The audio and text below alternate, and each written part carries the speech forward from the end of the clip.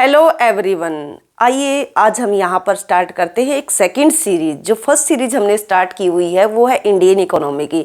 Second series में हम कर रहे हैं मैक्रो इकोनॉमिक्स। इंडियन इकोनॉमी वहाँ पर जो 11th की जो एनसीईआरटी है वो आपकी कवर करवाई जाएगी, वो इंग्लिश में और हिंदी दोनों में। इसी प्रकार से जो मैक्रो इकोनॉमिक्स है, माइक्रो इकोनॉमिक्स है, स्टैटिक्स है, वो सारे पोर्शन यहाँ पर 11th-12th में जो भी micro macro Indian economy statics जो है वो सारी चीज़ें यहाँ पर करवाई जाएंगी। एक नया बैच स्टार्ट होने जा रहा है, आप सभी इसके अंदर इन्वॉल्व हो सकते हैं जो बच्चे 11th-12th के इंटरेस्टिंग है। इसको सभी देख सकते हैं, कंसेप्ट है ये पूरा का पूरा कंसेप्ट है मैक्रो इकोनॉमिक्स का। यहाँ से आप लगभग चाहे आप एमए कर रहे हो चाहे बीए कर रहे हो तो बहुत सारे जो कंसेप्ट है यहीं से क्लियर हो जाते हैं आपके। तो चलिए स्टार्ट करते हैं। देखिए एजुकेशन का हमारे जीवन में कितना महत्व है। एक चीनी कहावत है उसमें इसको बहुत अच्छे से एक्सप्लेन किया गया है। यदि आप 1 वर्ष की योजना बना रहे हैं तो बोला गया कि आप चावल बो लीजिए। यदि आप एक 10 वर्ष के लिए योजना बना रहे हैं तो पेड़ लगा लीजिए। यदि आप उम्र भर के लिए योजना बना रहे हैं तो किसी को शिक्षित कर दीजिए। देखिए एक बंदा अगर शिक्षित होता है तो वो लाखों करोड़ों को शिक्षित कर सकता है। तो इस तरीके से जो हमारी जो शिक्षा है, हमारे जीवन में शिक्षा इतना इम्पोर्टेंट रोल प्ले करती है। तो इसलिए कंसेप्ट पहले आप सबसे पहले कंसेप्ट सीखिए, उसके बाद आगे बढ़िए, चीज़ों को मत रटिए। देखिए यहाँ पर हम कर रहे हैं some basic concept of macroeconomics, यानी कि मैक्रो इकोनॉमिक्स से कुछ बेसिक कंसेप्ट। यहाँ पर जो आप मेनली जानोगे कि इंटरमीडिएट गुड्स क्या होती है, फाइनल गुड्स क्या होती है, इन 2 ही टॉपिक के ऊपर मेनली चर्चा रहेगी। तो देखिए इससे पहले आपको ये पता होना चाहिए कि मैक्रो इकोनॉमिक्स क्या है। मैक्रो इकोनॉमिक्स का आपको पता है कि जब हम एक बड़े लेवल पर स्टडी करते हैं, पूरी इकोनॉमी को जब हम स्टडी करते हैं उसको हम बोलते हैं मैक्रो समष्टि अर्थशास्त्र। तो आपने देखा कि जो मैक्रो इकोनॉमिक्स है, मैक्रो इकोनॉमिक्स का क्या मतलब, जिसके अंदर इन्फ्लेशन के बारे में बात करते हैं, पॉवर्टी के बारे में, ट्रेड के बारे में, तो जब सारी चीज़ों को देखा जाता है तो वो मैक्रो होती है। और माइक्रो का मतलब होता है जब इंडिविजुअल पर्टिकुलर किसी फर्म के बारे में आप बात करते हो, इंडिविजुअल किसी पर्टिकुलर किसी पर्सन के बारे में बात करते हो, तो वो होती है माइक्रो इकोनॉमिक्स, जिसको आप व्यष्टि अर्थशास्त्र भी बोलते हैं। तो देखिए आपने देखा कि some basic concept of macroeconomics में मैक्रो इकोनॉमिक्स क्या है, ये मैक्रोस जो है, यानी कि मैक्रोस वर्ड से लिया गया। जो मैक्रोस है वो एक ग्रीक लैंग्वेज से लिया गया, यानी कि जो मैक्रोस जो वर्ड है वो ग्रीक लैंग्वेज से लिया गया। और मैक्रोस का मतलब होता है बड़ा, यानी कि जब बड़े लेवल पर किसी चीज को देखा जाए।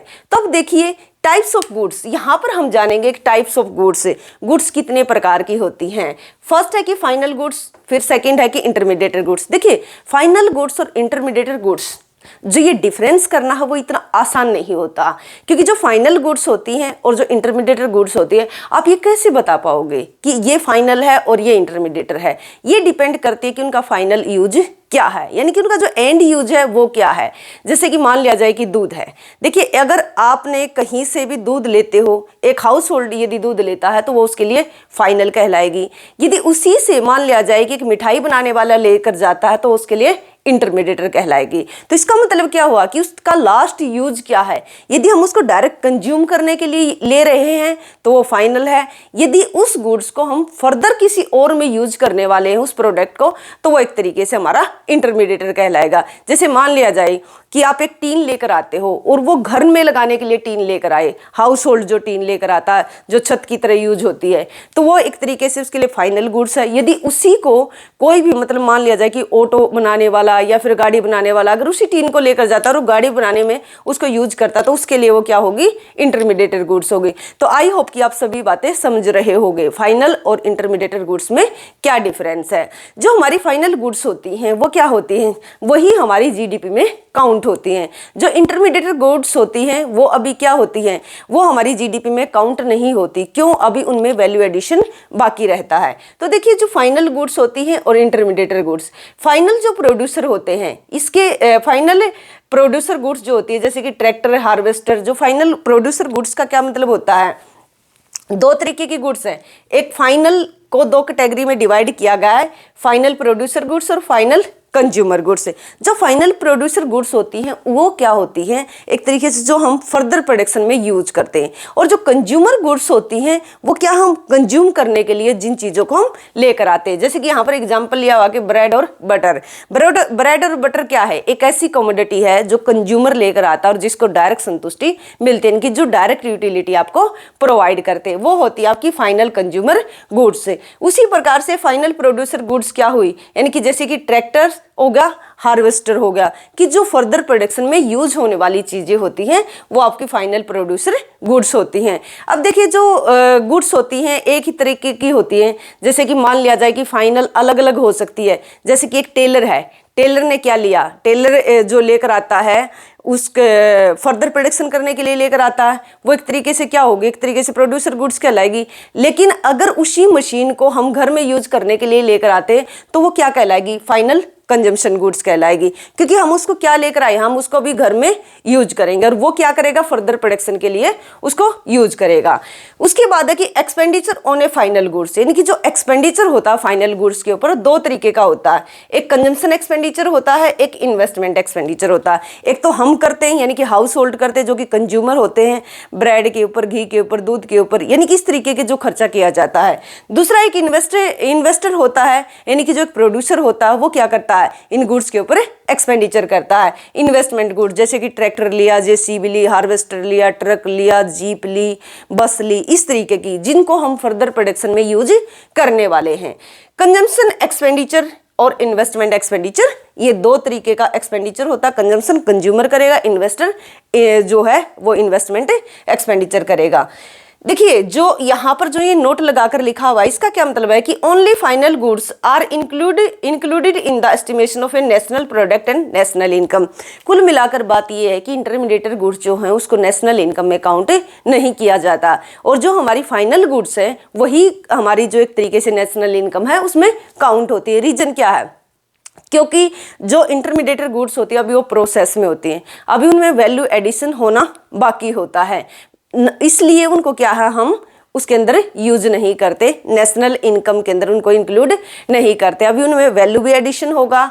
दूसरी बात क्या है कि मतलब अभी उनको रॉ मटेरियल की तरह भी यूज करने वाले हैं, अभी उनका फाइनल काम पूरा नहीं हुआ है। और मैंने आपको बता दिया कि फाइनल और इंटरमीडिएट आप ये नहीं कह सकते कि ये फाइनल है ये इंटरमीडिएट है, ये उसके एंड यूज के ऊपर डिपेंड करेगा। इसके बाद आप देखिए इंटरमीडिएट गुड्स वो होती हैं those goods which have yet not cross the boundary line of production value still to be added to this goods, यानी कि जिन्होंने अभी अपनी बाउंड्री लाइन जो है क्रॉस नहीं की है, अभी वो कंजम्पशन के लिए प्रॉपर तैयार नहीं है। देखो कंजम्पशन भी दो तरीके का, एक इन्वेस्टर करता है, एक कंज्यूमर करता है। तो अभी क्या है इंटरमीडिएट गुड्स, दोनों गुड्स की हम बात करें चाहे वो कंज्यूमर हो चाहे वो फिर एक तरीके से प्रोड्यूसर हो, तो इसका मतलब क्या अभी इनमें वैल्यू एडिशन बाकी है, अभी इनमें वैल्यू ऐड होगी।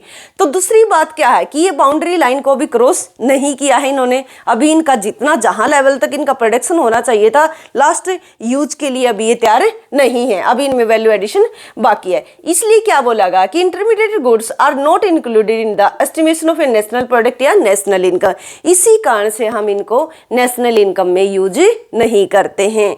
जैसे कि इंटरमीडिएट गुड्स क्या है, जैसे कि एक गाड़ी है, कंपनी से उठाई, कहीं पर एक जहाँ पर भी उसको एक शोरूम में लेकर आते हैं, तो अभी कंपनी से क्या, कंपनी ने वहाँ उसके लिए तो क्या फाइनल है, लेकिन अभी उसको शोरूम पर लाकर क्या किया जाएगा, रीसेल किया जाएगा, तो अभी वो उसके लिए इंटरमीडिएटर है। उसी प्रकार से हमने कंज्यूमर के लिए दूध का एग्जांपल लिया कि दूध को जब हम हाउस होल्ड लेता, हम चाय बनाने के लिए या पीने के लिए लेते हैं तो वो फाइनल हो जाएगा, लेकिन अगर उसी को एक मिठाई बनाने वाला लेकर जाता है तो उसके लिए इंटरमीडिएटर हो जाएगा। तो ये इंटरमीडिएटर जो गुड्स हैं आपने देख लिया कि नेशनल इनकम में इंक्लूड नहीं होती, सिर्फ जो आपकी जो फाइनल गुड्स हैं वही नेशनल इनकम में इंक्लूड होती हैं।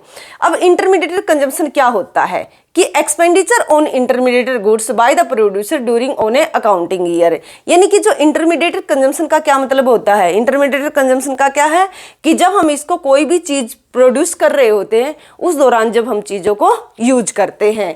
फिर ग्रोस वैल्यू एडिशन, देखिए अब ये भी इंपॉर्टेंट है gross value addition. Gross value addition क्या होता है कि जो इंटरमीडिएट गुड्स हैं अभी उनमें जीवीडी यानी कि ग्रोस वैल्यू एडिशन बाकी है। ग्रोस वैल्यू एडिशन को आप कैसे समझ सकते हो, ऐसे समझ सकते हो कि जैसे कि मान लिया जाए कोई भी एग्जाम्पल आप ले सकते हो। मान लिया जाए कि आपने एक लकड़ी ली, वो 1000 रुपये की आपने एक लकड़ी ली, किसी भी शीशम की लकड़ी हो सकती है या फिर जो भी आप मर्जी आपकी, जिस तरीके की आप लकड़ी मानना चाहो।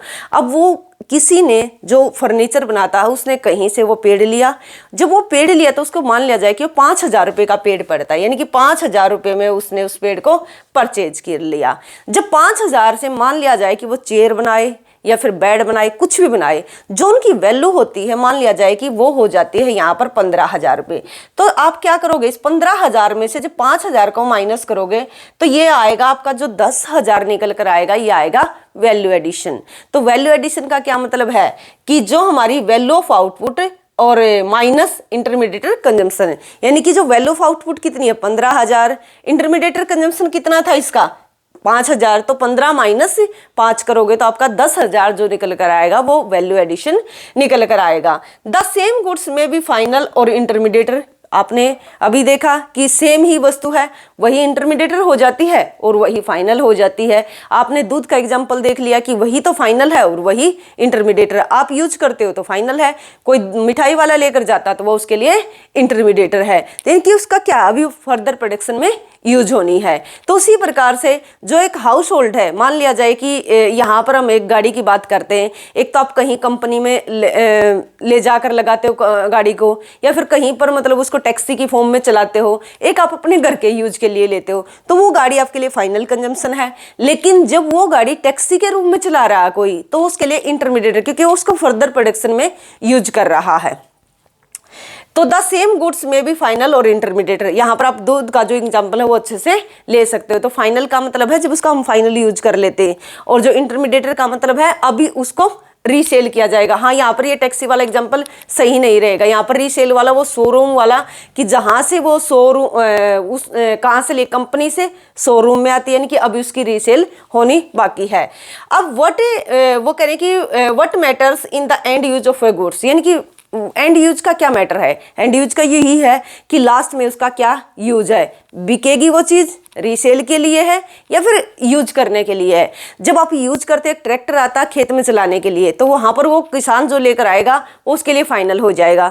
कोई भी दूध है वो किसी के हाउस होल्ड के पास जाता है तो वो उसके लिए फाइनल हो जाएगा। उसी प्रकार से यदि वही ट्रैक्टर वहाँ कंपनी से आता शोरूम में, तो उसको अभी रीसेल किया जाएगा, अभी उसमें वैल्यू एडिशन बाकी है। तो जब तक वो रीसेल फाइनल डेस्टिनेशन तक नहीं पहुँचता तब तक वो क्या फाइनल नहीं कहलाएगा। वही चीज़ है, वही ट्रैक्टर खेत में चल रहा है, वही शोरूम पर खड़ा, एक समय के लिए वो इंटरमीडिएटर है और एक समय के लिए वो फाइनल हो जाएगा।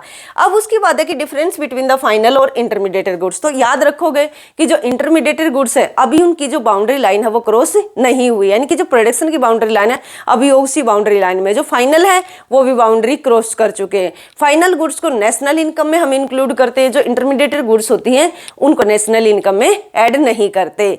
जो हमारी इंटरमीडिएटर गुड्स होती हैं हमने देख लिया कि उनकी अभी रीसेल होगी और ये क्या है फाइनल डेस्टिनेशन पर पहुंच चुकी होती है। तो ये डिफरेंस है दोनों के बीच में। फिर है कि capital goods and consumer goods, या फिर जो कंजम्पशन गुड्स है, दो तरीके की गुड्स होती है। कैपिटल गुड्स होती हैं, एक होती है कंजम्पशन गुड्स। आप देख रहे हो कि कैपिटल गुड्स क्या होती है।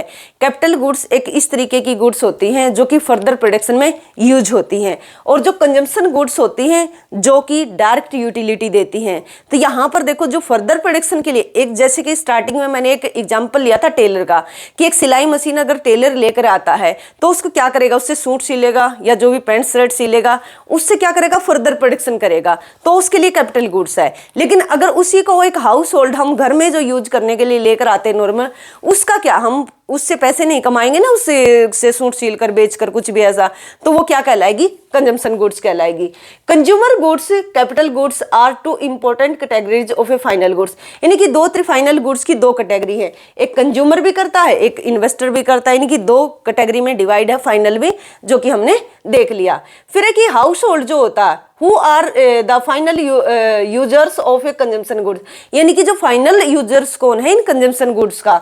जो भी ये दो तरह की वस्तुएं हैं, एक आपकी कंज्यूमर है एक आपकी कैपिटल गुड्स है, तो इनको फाइनल यूज कौन करता है, एक तो करता है यहाँ पर हाउस होल्ड यानी कि हम करते हैं, सेकंड कौन करता है जो एनजीओ होते हैं, थर्ड कौन करता है कि जो जनरल गवर्नमेंट होती है, तो सब गवर्नमेंट में भी तो इंसान ही रहते हैं, वहां पर जो कंजम्पशन किया जाता है, तो टोटल मिलाकर दोनों गुड्स का इस तरीके से यूज किया जाता है।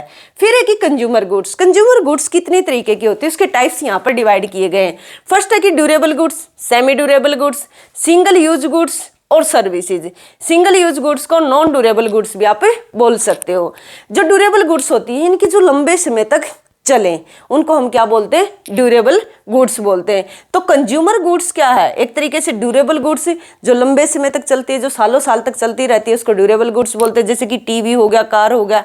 सेमी ड्यूरेबल गुड्स क्या होते हैं, जैसे फर्नीचर हो गया, क्लॉथ होगा, तो ये क्या है, एक तरीके से एक साल तक इनका यूज होता है। फिर है कि नॉन ड्यूरेबल गुड्स, जैसे कि ब्रेड हो गया, दूध हो गया, ये क्या है, इनका सिंगल यूज होता है। ऐसा नहीं दूध आपने एक बार पी लिया तो दोबारा भी उसको यूज कर सकते हो, नहीं, एक बार पी लिया, एक बार ब्रेड खा लिया तो खा लिया, उसके बाद उसका दोबारा कोई यूज नहीं होगा। सर्विस क्या होती है, जो सेवाएं होती है, जैसे कि मैं आपको पढ़ा रही हूँ, ये भी एक सर्विस है। आप डॉक्टर के पास जाते हो, वो भी एक सर्विस है। आप बैंक में जाते हो, वो भी एक सर्विस है।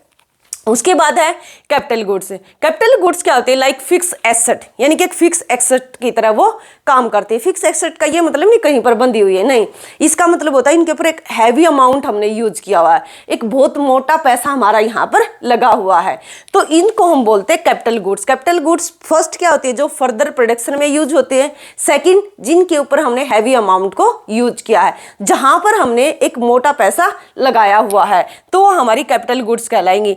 Nuts and bolts are not capital goods. देखिए, नट्स और बोल्ट्स भी बहुत लंबे समय तक चलते हैं।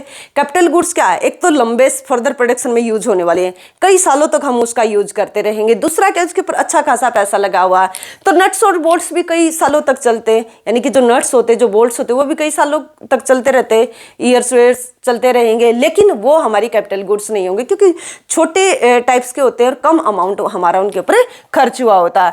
All capital goods are producer goods, but all producer goods are not capital goods, यानी कि जितनी भी कैपिटल गुड्स हैं वो सारी प्रोड्यूसर गुड्स कहलाती है, लेकिन सारी प्रोड्यूसर गुड्स कैपिटल गुड्स नहीं कहलाती। सही बात है ये। इन्होंने बोला कि कैपिटल गुड्स से क्या करते हैं हम, फर्दर प्रोडक्शन करते हैं, तो इसलिए सारी की सारी कैपिटल गुड्स प्रोड्यूसर गुड्स होंगी, बट सारी की सारी प्रोड्यूसर गुड्स कैपिटल गुड्स नहीं होंगी। कैसे, प्रोड्यूसर गुड्स का क्या मतलब है, इसका मतलब जैसे कि रॉ मटेरियल है, वो भी तो एक प्रोड्यूस मतलब एक तरीके से आगे उससे मान लिया जाए कि रॉ मटेरियल है, कोई भी चीज़ है, जैसे कि हमने देखा कि तो आपने एक पेड़ लिया, उससे आप फर्नीचर बनाने वाले हो, तो जो पेड़ है वो क्या है, एक तरीके से आपकी प्रोड्यूसर गुड्स, अभी उससे फर्नीचर बनेगा, लेकिन जब फर्नीचर जब बन जाएगा तो फर्दर फर्नीचर को थोड़ा यूज करोगे किसी चीज में, तो इसलिए जो आपकी प्रोड्यूसर गुड्स हैं वो क्या है, वो कैपिटल गुड्स हो भी सकती है, नहीं भी हो सकती है। तो ऑल कैपिटल गुड्स, जितनी भी कैपिटल गुड्स हो वो सारी की सारी प्रोड्यूसर गुड्स होंगी, लेकिन जरूरी नहीं है कि जो प्रोड्यूसर गुड्स हो सारी की सारी कैपिटल गुड्स हो, ऐसा नहीं है। तो थैंक यू यहाँ तक वीडियो को देखने के लिए। आप वीडियो को लाइक कीजिए, शेयर कीजिए, सब्सक्राइब कीजिए।